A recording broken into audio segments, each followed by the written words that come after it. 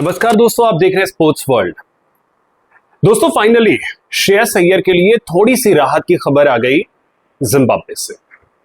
3-0 से सीरीज अपने नाम टीम इंडिया ने कर ली, लेकिन एक बड़ा सवाल अब भी रह गया और वो सवाल ये है कि क्या हम इस टीम के बूते आगे बढ़ पाएंगे? क्या श्रेयस अय्यर जो टीम इंडिया की साख इंग्लैंड और आयरलैंड में डूबी उसे दोबारा हासिल करवा पाएंगे? ये एक ऐसा सवाल है जिसका जवाब इस सीरीज के बाद भी नहीं मिला है। टू बी वेरी ऑनेस्ट, हमने सीरीज जरूर जीता हो और बिल्कुल उसी तरीके से जीता है जिस तरीके से हमें जीतना चाहिए, पूरा डोमिनेंस। लेकिन एक सवाल अभी भी यही है कि क्या ये team England, Australia, south Africa, New Zealand, इनको शिकस्त देने में ये टीम सक्षम है? तो ज्यादातर जो हमारे क्रिकेट फैंस हैं या क्रिकेट के जानकार हैं वो यही कहेंगे, बिल्कुल नहीं, कतई नहीं। इस टीम ने भले ही जिम्बाब्वे को बुरी तरीके से हराया हो, जिसमें हमने ये देखा कि वैभव सूर्यवंशी ने पहले मुकाबले में भी हाफ सेंचुरी लगाई, कल भी उन्होंने बहुत अच्छी बल्लेबाजी की। लेकिन सवाल अल्टीमेटली वहीं आकर के टिकता है कि जब ये टीम इंग्लैंड में थी तो इस टीम को क्या हुआ, ये टीम जब आयरलैंड में थी तब क्या हुआ? अब कई लोग इसमें ये कह रहे हैं कि अंतर माइंडसेट का होता है, और ये एक बड़ी सच्चाई है कि माइंडसेट का बहुत बड़ा अंतर होता है।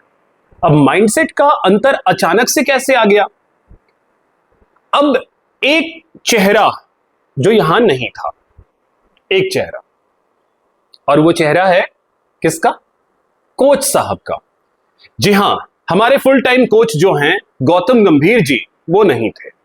यहां कोच कौन थे? वो वीवीएस लक्ष्मण थे। और वीवीएस लक्ष्मण किस तरीके के कोच हैं ये हम बहुत अच्छे से जानते हैं।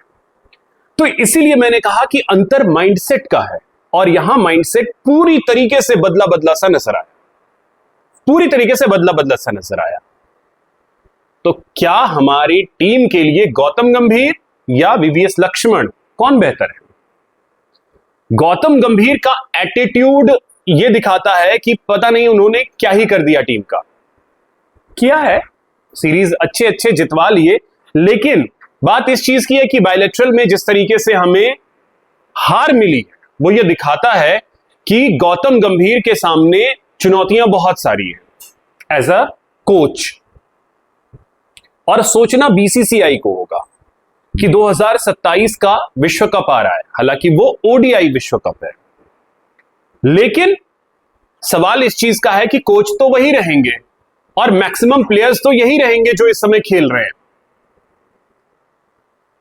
तो वीवीएस लक्ष्मण के साथ हमारे खिलाड़ियों का माइंडसेट किस तरीके का होता है और गौतम गंभीर के साथ हमारे खिलाड़ियों का माइंडसेट किस तरीके का होता है, इस चीज को बीसीसीआई को देखना पड़ेगा।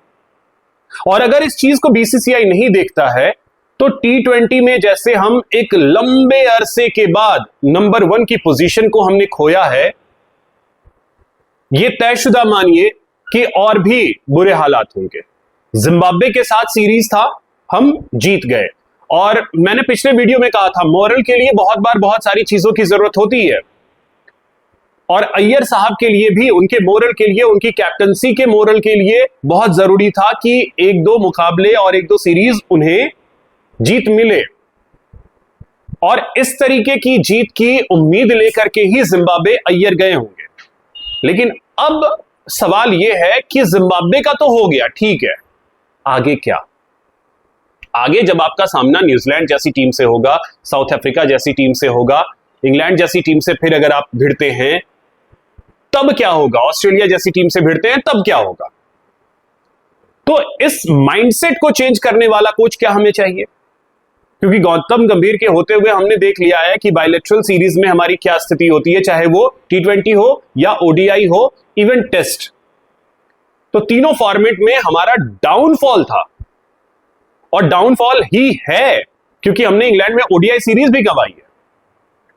तो क्या हमें 27 की तैयारी के लिए एक ऐसा कोच चाहिए जिसके रहते हम अलग मोरल से खेलते हैं, अलग तरीके से खेलते हैं? तो दोस्तों सवाल मेरा बस इतना सा है कि क्या हमें फुल टाइम कोच के तौर पे वीवीएस लक्ष्मण के साथ ही आगे बढ़ने की जरूरत नहीं है? क्या बीसीसीआई को इसके विषय में नहीं सोचना चाहिए? गौतम गंभीर को प्रणाम करने का वक्त आ गया है। और अगर बीसीसीआई इसके विषय में नहीं सोच रहा है तो फिर अभी आपको बहुत सारे और झटके लगेंगे। हमारे क्रिकेट फैंस को बहुत सारे झटके आगे लगने बाकी है। आप लोग क्या सोचते हैं? कमेंट के जरिए जरूर बताइएगा। मेरे चैनल को सब्सक्राइब कीजिएगा, वीडियो को शेयर कीजिएगा, लाइक कीजिएगा। जय हिंद, जय भारत।